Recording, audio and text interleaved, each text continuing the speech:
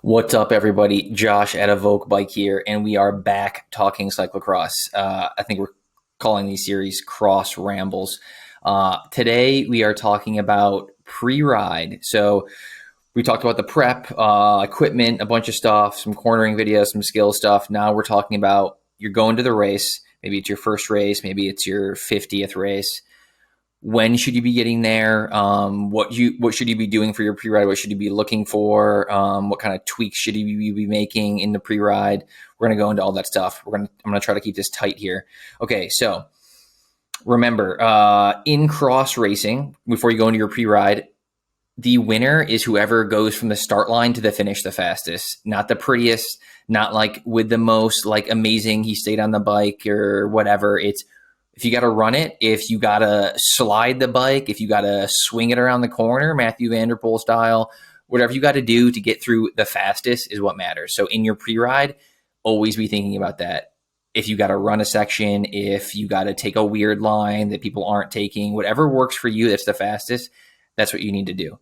Okay, so pre-ride. Always make sure you make time to pre-ride. So when you're looking at the bike reg and like you sign up and whatever your time is, I like to give myself 3 ride windows. Usually there's like time between the races where you can pre-ride, like 10, 15, maybe 30, 20 minutes, something like that. I like to give myself at least 3 of those. So that means you got to get there sometimes 3 or 4 hours before your race starts. So start thinking about that. This is when I got to wake up. This is when I got to leave. It's how long it's taking me to get there. All those little things so that when you get there, you have time to do, what we're going to talk about. And then also keep in mind that sometimes races don't go on schedule and they eat into those windows. So you can lose that time. So maybe you can't even get a full lap in. Maybe you can only get a half lap and you can only do it twice. So that's why I like to give myself more time to get those pre-rides in. So think about that. Okay, and then also make time to clean your bike. Say if you're doing a pre-ride, like I would never do a pre-ride directly before my race, but if it is a muddy race, I wouldn't do it right before the race because I want to be able to make sure I get my warm-up in, get to the start line, stuff like that. I can make sure the bike is all dialed. But after your pre-ride, make sure you're giving yourself time to clean the bike. If it's filthy, if it's muddy, you don't want to be riding all day, destroying your pads. You get to the race and like you can't brake because you've been riding on a muddy, disgusting bike all day. Destroy your pads in the race. That's what you traveled to do. So don't destroy it in the pre-ride. Make sure you're getting some time there to hit the pits, clean your bike, clean your shoes, clean your pedals. Make sure you're doing that too before you start the race. The last thing you want to do is you're all dialed in and then you go to clip in and your shoe is just filled with mud and your pedal is filled with mud. So make sure you clean your shoes and pedals before you get to the start line. And maybe you want to change your kit. That's a kind of a pro move. Or maybe you wore like some warm-up kit to pre-ride in. That's also a pro move. Okay, so what should you be looking for in the pre-ride? A bunch of stuff. Look for what I like to do right off the gun is I like to do like 3 different types of pre-rides. So you got your first lap where you're just getting the lay of the land, see what the course is like. Maybe you've raced this course before, see if they made any changes. So do that super slow. Next, you're kind of getting more in tune to like all the things you should be looking for. This is going to be what I want to talk about is the pinch points where in that first lap, and also see, taking a step back, sometimes the start is like a different from you're off the course and then you'll go onto the course. Maybe you'll do like an abbreviated first lap. So check that out too in your pre-ride. Like you're all dialed in, but you've never seen what the start is. And then there's like this crazy technical turn that you didn't know is there. So make sure you know all of the course, including that if it is like in a weird, different starting position. If you're starting on gravel, if you're starting on grass, if you're on tarmac, usually the bigger races, you're going to start on tarmac, but something else to consider. So in that first lap, and your pre-ride, look for where the pinch point is. So like, okay, hey, I need to make sure I'm in the top 5 guys, top 10 riders to make sure I don't get gapped because someone inevitably is going to fall here. This happens at so many races where there's like a 180, like very early on, and like there's a pile up, also depending on what category you're on. So keep that in mind of where that section is.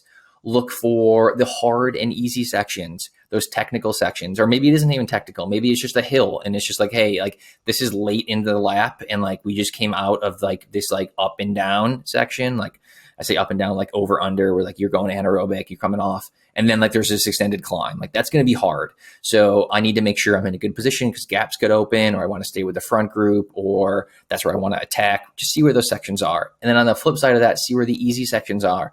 You can't go hard the entire race. So typically you see like in the pro races, those guys take it really easy on the tarmac. So you'll see him like, not always, but you'll see him like kind of pedal easy, like going through the start finish line, like on like those first like laps. But there's other sections in the course too. Like maybe there's a technical section where like you can really let off the gas and you can recover, get your heart rate. Maybe your heart rate isn't really coming down, but like aerobically you're recovering. So keep in mind where those sections are too.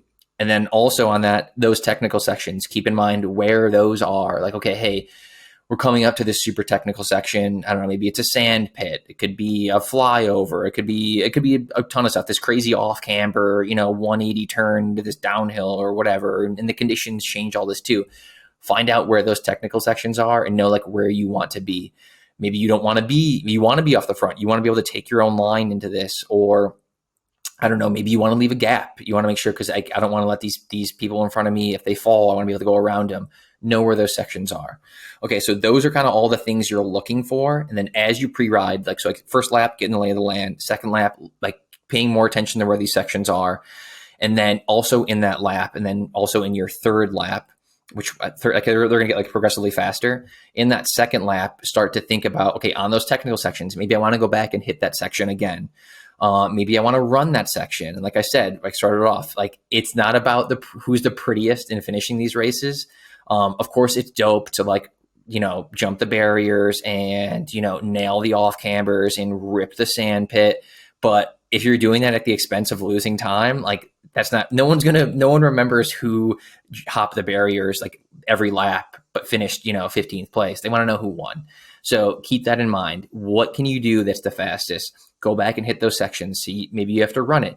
Maybe you got to run halfway. Maybe you get off and run the starting section and then you hop back on. Like play around with it. Like it also takes a lot of time. This is why you have to give yourself that time to do these multiple pre-rides. Okay, so and then dialing in your tire pressure, mess around with that. I talked about in my other that cornering video was dialing in your tire pressure, getting like starting off, if you have that log of your tire pressures, to like, okay, I did this race last year and I started off at 25 and it was great. And the conditions are kind of the same. So I'm going to start at 25. Maybe you keep your little air pressure checker, which is something I talked about in one of the equipment videos. And then you can just pop that on your valve and see what pressure you're running. And then you can let air out. Like, okay, I was doing 25. Let me do this next section in 23 or 22 or 22 and a half. See how that feels. Maybe it feels a bit better. So dial that in. Keep that in your mind. Talk to your buddies. See what they're running for tire pressure too. That's always kind of like another good starting point of like, let's see what so-and-so kind of knows what they're doing. See what they're starting off with. Okay. Keep in mind also, and we're getting all over the place here, but keep in mind that sections will change. So know that as you're riding, like, okay, hey, like this section is super muddy and my race isn't until 3 hours from now and it's going to rain even more.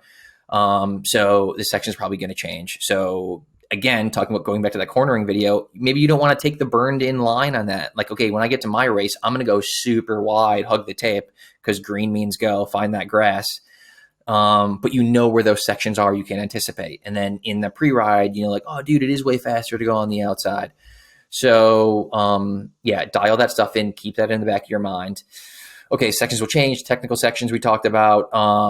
Also in technical sections, this is like a good thing to do. Don't ride reverse on the course. Do not go backwards on the course. You're not a big deal. No one's a big deal. Go into the tape and go back and be respectful to the other racers. That's like a nice thing to do. Okay. And then also look for your spots. Find the spots on the course that are better suited to you. Like, where can you maybe make up a little bit of time? Where can you attack? Like, that's the number one thing.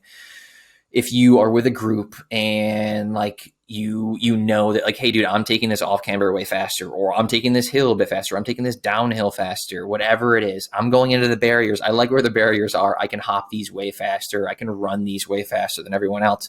Know where those sections are. So like, dude, it's just, you don't get any like decision fatigue. You know, like all you got to do is get to the start line, get going, get your heart rate up, and like you're just in autopilot and you can react, but you already have the lay of the land.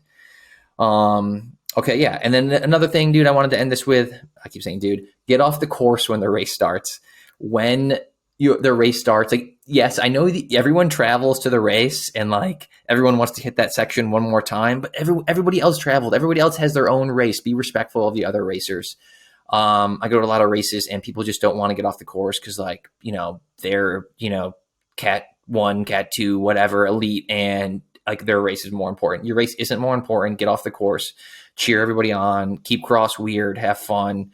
And yeah, I hope this video was good. Like and subscribe. And yeah, we'll just end it with one more, dude. Okay, bye.